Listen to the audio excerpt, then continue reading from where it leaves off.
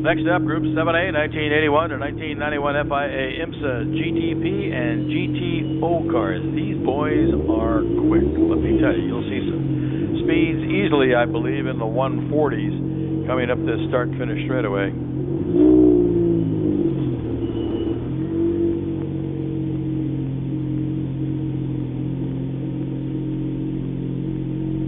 Five-minute warning has been given. We're about ready to get underway here, so let's start to give me the rundown. We'll set the field for this group. Car number 49, Parker Johnstone on pole. He's from Torrance, California, driving a 1991 Acura Spice GTP car. Alongside car number 100, Bruce Canepa, Scotts Valley, California, in a 1990 Porsche 962C. Inside second row, 77, Weldon Muncie from Irvine in the factory 1992 Mazda RX-7 92P. Alongside in car 56, Robert Davis, Irvine, California, a 1990 Mazda 787.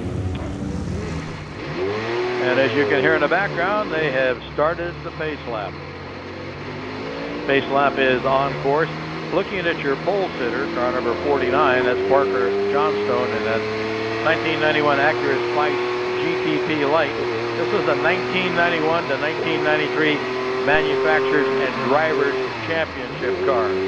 Car number 100 that shares the front row, driven by Bruce Canepa of Scotts Valley, 1990 Porsche 962C. The 1990 Porsche car was a Team Trust car, 962 170.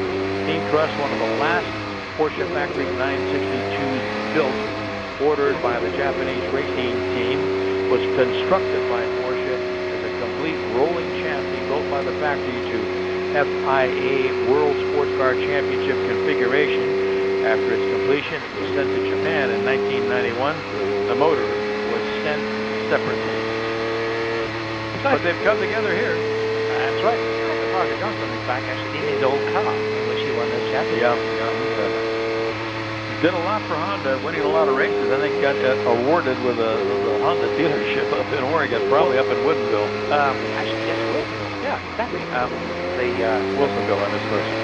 And that car, I think, sat on the showroom floor actually quite a while, because it was one of those issues. What about tires? You know, cut our tires. They sort of go away.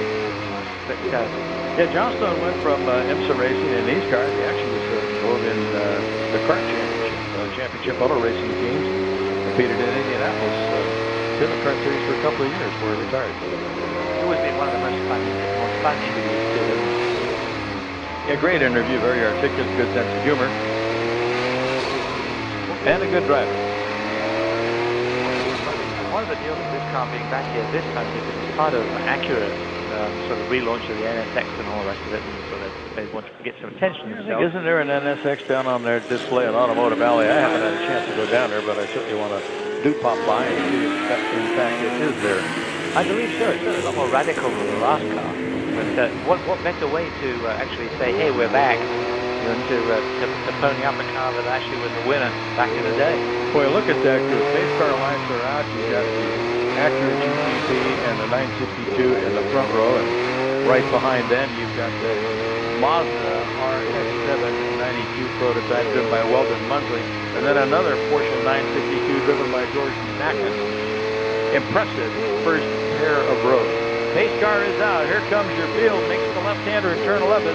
Comes up the start-finish straightaway. They're looking for a green flag. They get it, and away we go. Oh boy, Canepa just motors away from Parker Johnstone, and it looks like Nacken and the other 962 is moved from fourth to third, and he got around Weldon Muncie in that Mazda P car on the way down into the Andretti hairpin. So it's Porsche, Acura, Porsche, Mazda, the top four as they go through the first corner. This will be interesting. It comes back to that no replacement for displacement kind of thing, because the 962 motor is bigger than the Acura. I believe so. And the Beretta is running in 6th spot. Let's check that displacement on the do some numbers. And I don't see a displacement behind the number 49 car, not listed in our program. The Porsche is a 2.2-liter car. Not sure about the displacement on that actually. Oh, look at the side-by-side battle as the Mazda has gotten back around Nakas up at the top of the hill and has moved himself back up into third spot. Weldon Muncie doing a nice bit of grinding in that number 77 Mazda RX-7 92P. That is an absolutely beautiful car. You'll certainly hear it when it comes up the front straightaway, let me tell you. Sounds like nothing else. Here he comes. Let's give him a listen.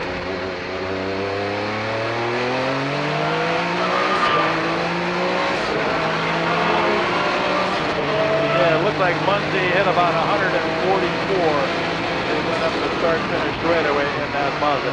You know, the other sound that had other car that had an incredible sound was that Matra Formula One car. You ever hear one of those run?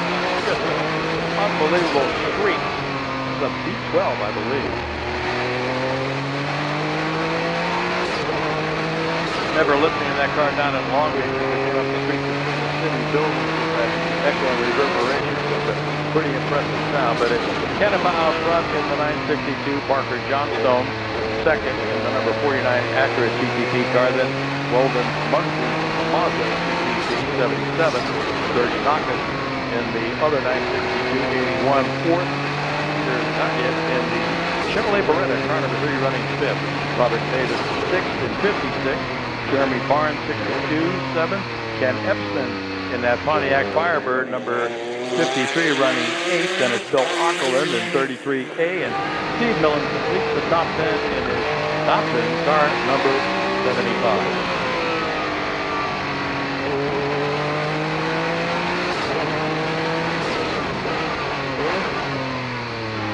And Steve Millen started 15th, and after one lap, moved up to 10th.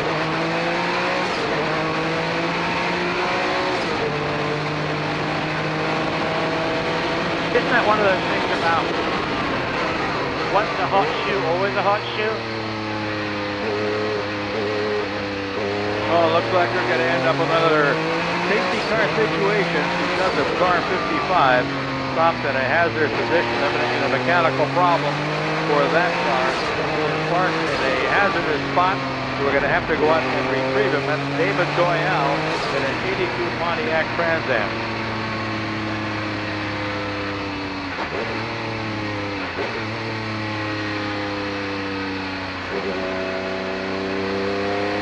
Doyle brings out the pace car.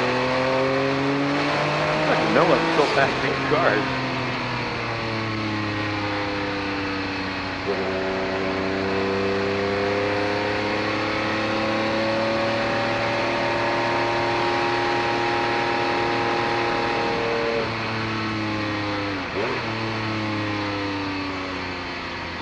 So we've got two emergency vehicles on course. They've been dispatched from Turn 11 to retrieve Doyle's car number 55. They'll get that. In the meantime, the field should bunch up again behind the pace car. Let's reset up for you. Number 100, Bruce Canepa, your race leader in the 962 Porsche. Parker Johnstone running second in the Acura 49. Weldon Muncie in the Mazda car, number 77, third. Then George Nakas in the Porsche 962 81, fourth. Peter Valliet in the Chevrolet Beretta car number 3 running fifth.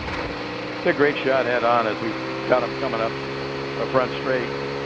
Parker Johnstone doing a lot of tire scrubbing on that Acura. Look at Steve Millen too. He's moved up again. Let's see where he slots in this time. Last time by he was in 10th spot. Yeah, he's still in 10th spot. Because the yellow came out, that kind of stopped his forward progress momentarily. You can't pass or are not allowed to pass under the yellow flag. If you do, you will be repositioned, so to speak. Emergency crew over by David Doyle. It looks like he's at the exit of turn 3. Not quite sure, and they're looking under the front of the car, probably trying to spot where they can hook him up and get him out of there.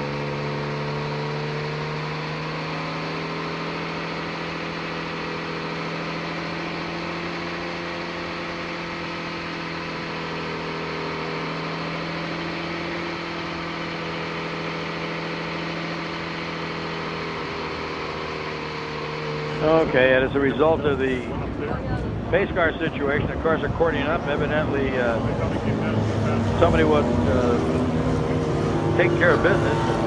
had to go off into the gravel to avoid hitting the car in front of him. I believe it was car number 14 from what we're hearing. We're not sure.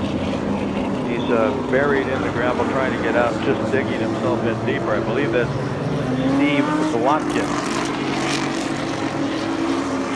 So we've got a situation where a hazardous situation has created an additional hazardous situation. And another tow truck just went by us there at start finish, and he's doing 63 miles an hour up the front straightaway as he crests the hill going into the Andretti hairpin to retrieve the 14 car. I'm surprised that car didn't work himself out. It's an Audi Quattro, and, you know, with that four-wheel drive with the traction that thing has. But I'll tell you, you get in that gravel, you are not going to get out. It serves its purpose. It stops the car and keeps it from continuing on and impacting something solid. But you just don't drive out of there. The more you try, the deeper the hole you dig. Well, I'm thinking that was actually the first time we've seen that car, so it hasn't actually been for very long. Yeah, they've got that Audi out. I remember seeing that car when it was running in the Trans Am. It was at a race at Sears Point, and there was a practice session scheduled late in the afternoon, and it rained, and nobody went out except that car. And he was, I think Walter Rohr was driving the car, and he was just putting on a spectacular show. Everybody, all the drivers and crews came out to watch. He just rooster tails out of every corner, and what an exhibition he put on. He was having the time of his life and performing in front of a very appreciative audience. Well, he was a factory tester, wasn't he? Yeah, he was. And didn't he run Pikes Peak as well? And Hans Stuck kind of bounced back up. Hans Stuck drove for BMW. Then I think he drove for Audi back in BMW, but he's more associated with BMW than he is with Audi. But Stuck was a character like that. Let's get him to yodel after a victory.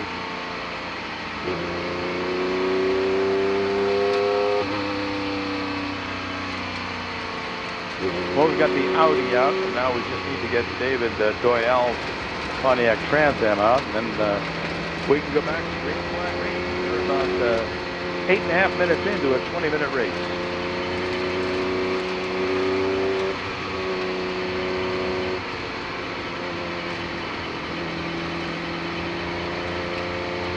A couple of those turns where the car did go off were just reported by the turn marshal, so we'll be on a surface flag indicating to the drivers it's a little dusty, dirty, there's some sand and gravel out here, but be aware it'll take a couple of laps for that stuff to get cleaned up or stuff to the tires to disappear, but you know, be aware that you can skate on this stuff. It's out there, and it always gets deposited on the track after a car is pulled out of one of those sand and gravel tracks.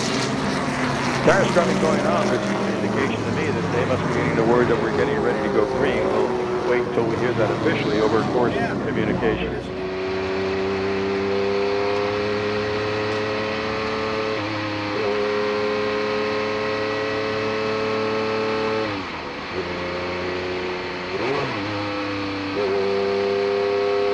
Look at that BMW Pro Car number 8. That's another beautiful car.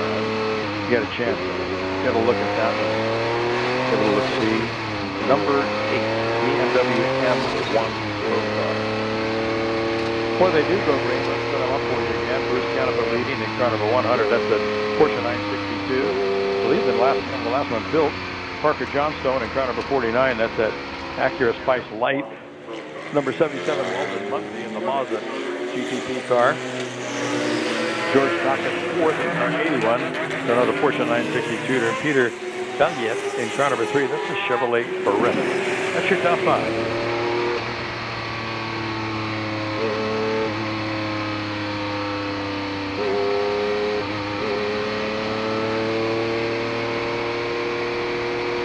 Pace car has pulled off. We're going to go green flag racing again, Paul. In fact, right about now.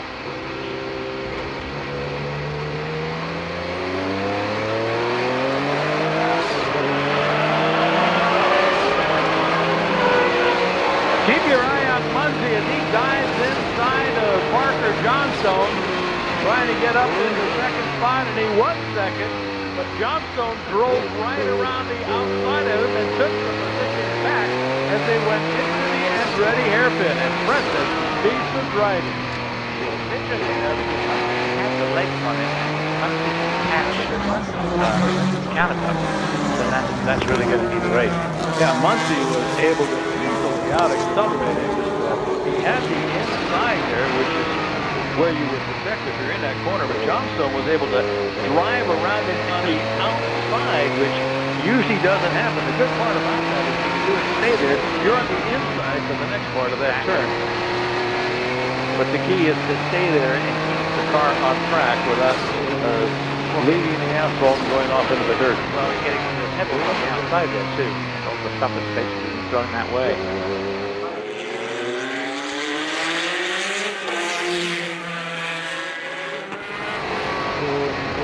Here we have the cars for Race Group 8, 1967 to 1981 Formula One cars to the free grid. Cars are Race Group 8A To the free grid now, please.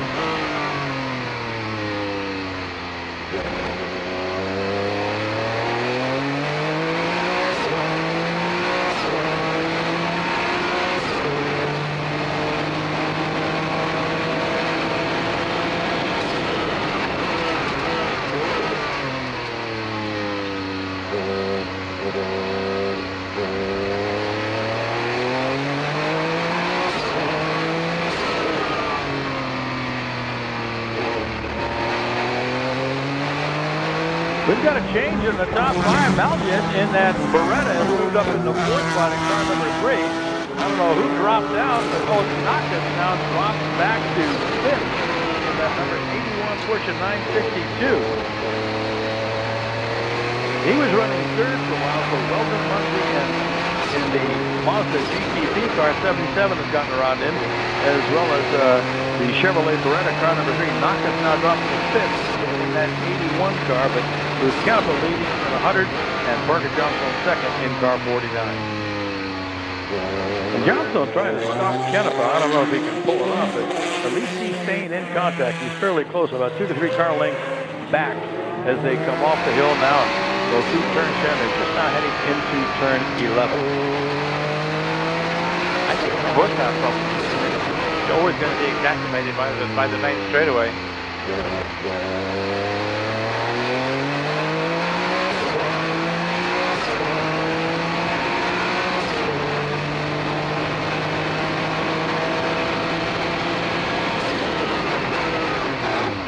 Boy, you can sure tell when a Mazda goes by. You hear that scream of that rotary engine. The good battle going on between the Corvette and the BMW, just now coming down into turn 11. I think the Corvette number 88 and the BMW is car number 2.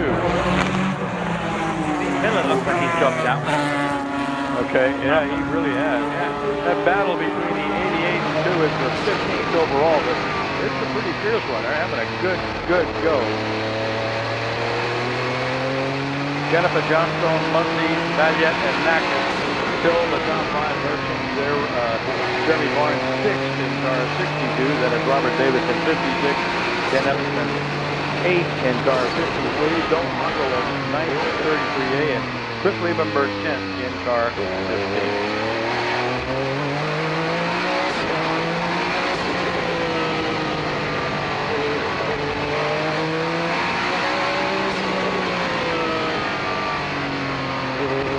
Car 75 has just retired. That's Steve Millet. You noticed that he had been dropping, so evidently he had some problems. He decided to park it for at least the morning. Maybe they can set things right. Hopefully he'll be back out this afternoon. Instead of staying out there, just something goes back. Yeah, by parking it now, maybe whatever's wrong will be repairable. But he'll be starting at the back of the field, which should be rather spectacular.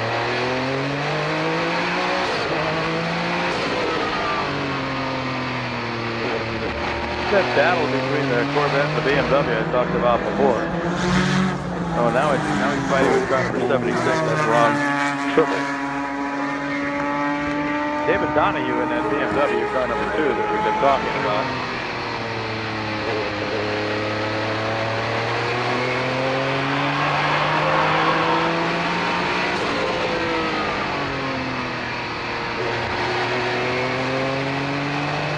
Number 8 is Sullivan, competed in 9 race, Le Mans 24 hours.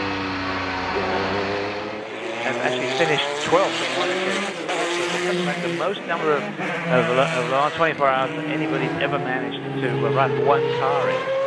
Yeah, ran Le Mans 9 times in 12 years. The last driver, Canadian, Bourdais, Corvio, no other cars had as many Le Mans appearances. The best finish was 12th overall.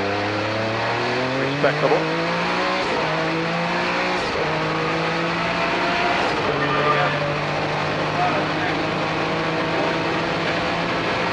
The race leader, Canepa, gets the one-lap side in the 962 Porsche. Car number 100, Parker Johnstone still in pursuit. In car number 49, the actor, Welton Muncie, third. In the Mazda GTP car, number 77, then Peter Balliet. In the Chevrolet Beretta car, St. George Nakas in the 962-81 running in fifth. Final lap, they'll get the checker next time by. With that, we should remind the Group 8A cars, 67 to 84 Formula One cars. Your race is next. Those cars should now be on pre-grid.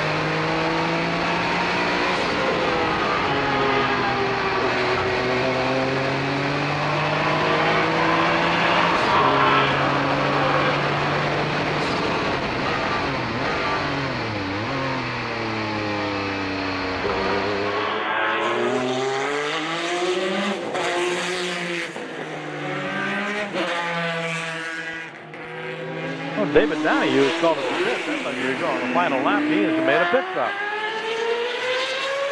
Here comes your leader heading for the checkered flag, Bruce Canepa. Yep, followed by Parker Johnson.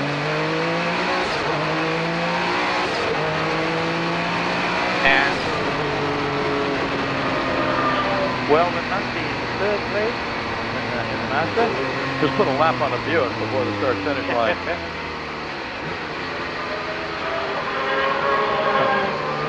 Then Peter Baljet, George Nakas, Jeremy Barnes. You know, Jeremy Barnes almost got by Nakas for fifth overall in that number 62 car. He got beaten to the line by about a half a car length. Robert Davis, 56, Ken Esmond, 53, Bill Ockerland, 33A, and 10 would be Chris Liebenberg, number 15.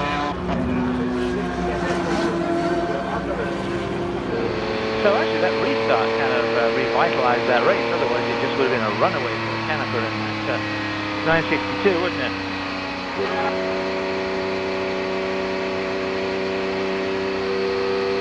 Yeah, you're right about that. I don't think Canepa was too disappointed he was able to run away. Canepa, a very good driver.